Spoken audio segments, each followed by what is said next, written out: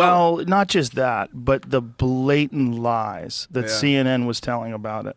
When you had CNN and MSNBC and all these different cable news network shows calling it horse dewormer, when it was a drug that won the Nobel Prize for the inventor of it, is a drug that has had billions, literally billions of prescriptions filled. It's a drug that saved lives, a drug that's on the World Health Organization's list of essential medicines. And for them to have the gall and to have the sheer audacity to just out and out lie to people about what a medication is. And it's used on humans far more than it's used on horses. And that they were calling that horse dewormer to try to mock me because they knew that I was unvaccinated and I kicked COVID very quickly. And they did not want that narrative out there. And they were beholden to their handlers. They were beholden to the people that give them exorbitant amounts of money in advertising revenue. And they fucking followed in line and they all piled on and they lost a fuckload of credibility from it. I mean, if you look at the way people who saw that, how many people saw that and would go, oh my God, they're just lying. Yeah. They're just lying. Like, there's no excuse for that. You can't imagine a scenario where they really thought I was taking horse medication. You can't imagine a scenario where they thought that I couldn't get real people medication.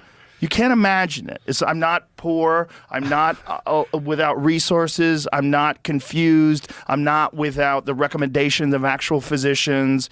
Like, none of that makes any sense.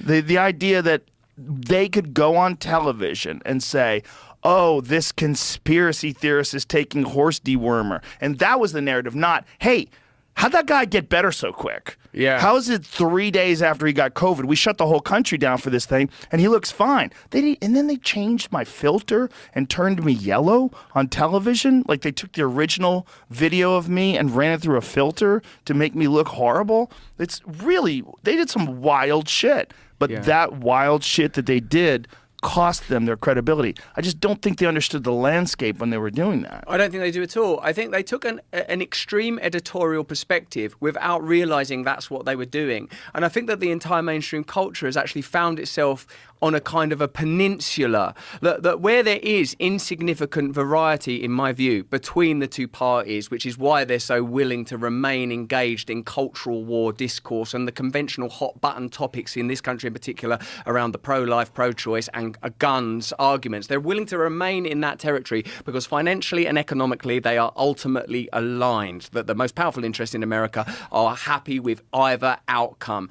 I think that what's happened in the media space is they've unwittingly found themselves in a place where there's a kind of that incompetence was afforded, that they're not used to being challenged, that the assumption was that you would be sunk by that narrative, that it was an insignificant new space. And obviously it was a massive miscalculation because they weren't watching what was happening. They weren't listening to the conversations with McCulloch and Malone and Weinstein, and that it is apolitical, and that also that in order to make themselves seem distinct from one another, they have amplified their small differences to the point where they don't recognize actually that isn't America anymore. That people like that, even when I was a kid, if someone was just like right wing, that's just like, oh, that's a right wing person. Like you've been your family around your table. I read something about Tucker Carlson the other day, like, you know, because of the release of those January the 6th documents to Fox and to Tucker in particular. And it said far right journalist Tucker Carlson. If Tucker Carlson's not far right, he's like a normal right wing guy. Far right means marching and red, white, and black flags. I've seen me written as far right. Far right. They've like, described me as far right. Tattoos on the face. Yeah. Extreme boots. You know, like, far right's not just like, oh, I believe in Christianity and like, stuff like that. So the rhetoric has become hysterical. And the horse medicine was the same. They had the option of saying, look, we don't know, that there's no evidence as yet that ivermectin is effective in these spaces because no one's trialling it, because there's no money in it, because science is a subset of big pharma and the economic imperative's the right thing. No one's doing experiments into natural immunity because natural immunity is not profitable. No one's doing those experiments experiments are not being underwritten. There's no clinical trials for that because no one wants that data for vitamin D or for steroids or for all of the things that came out as ultimately effective once the profits have been gleaned. And then how can you expect to maintain the authority? How can you expect to sit behind those logos of CNN and MSNBC and claim that kind of piety and certainty? And the way that they were like outraged by it was astonishing, like a kind of a how dare you have this credibility, how dare people listen to you. And I think that it's precisely because of a willingness to listen one day to a left-wing person, a right-wing person, some people with some crazy theories, some people talking about Egypt, some people talking about MMA.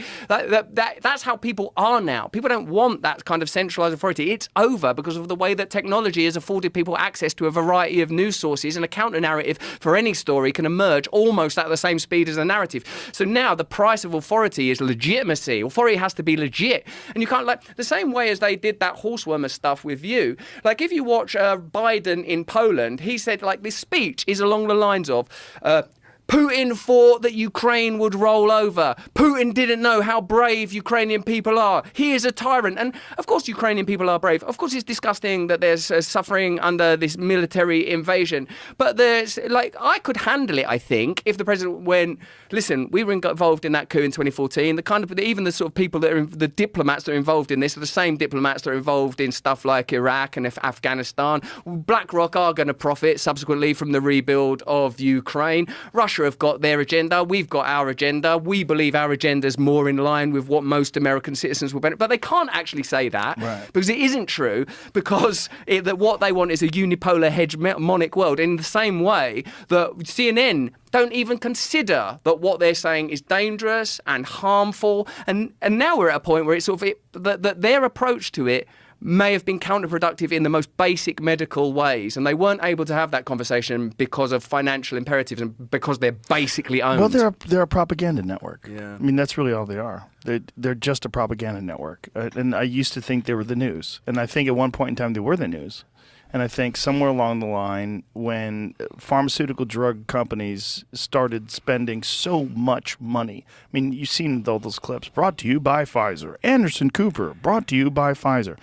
There is no way they can be honest. There's no way. If you're accepting money from the very people that you now have to hold criminally liable, and they have been criminally liable,